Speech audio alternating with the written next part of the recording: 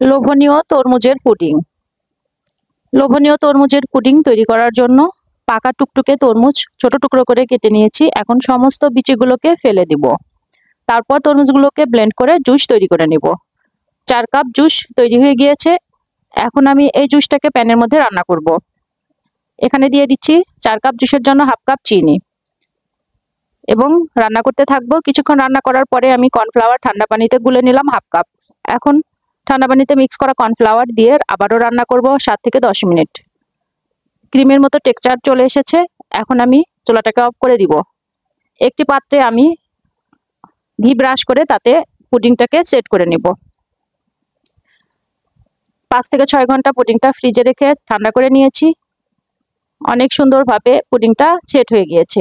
এখন পছন্দ মতো করে কেটে নেব। ব্যাস তৈরি হয়ে গেল তরমুজের পুডিং।